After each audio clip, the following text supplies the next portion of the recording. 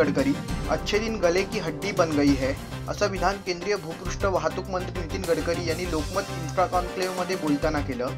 Road infrastructure या विषयावर आयोजित करण्यात आलेल्या चर्चासत्रात एडिटोरियल बोर्डाचे चेअरमन विजय दरडा यांनी विचारलेल्या प्रश्नावर नितीन गडकरी यांनी हे उत्तर दिलं।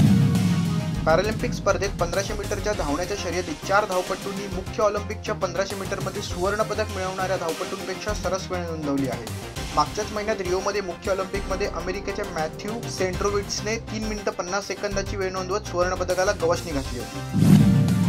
मुंबई पत्रकार संघातील विदर्भ राज्य आंदोलन समितीच्या पत्रकार परिषदेत महाराष्ट्र नवनिर्माण सेनेच्या कार्यकर्त्यांनी मंगळवारी गोंधळ घातला। विदर्भ राज्य आंदोलन समिती नागपूरच्या वतीने ही पत्रकार परिषद सुरू होती। मनसे कार्यकर्त्यांनी कोर कमिटी सदस्य वामन चटप यांना धक्काबुक्की केली।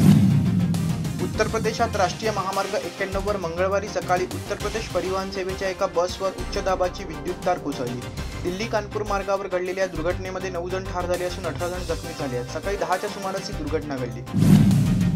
आम आदमी पक्षाच्या सरकारने आमदारांच्या स्थानिक विकास निधीमध्ये 250% वाढ करण्याचा प्रस्ताव मांडला आहे। सध्या 4 कोटी असलेल्या आमदारांच्या स्थानिक विकास निधीमध्ये 14 कोटी रुपयांपर्यंत वाढ करण्याचा प्रस्ताव आपने ठेवला आहे।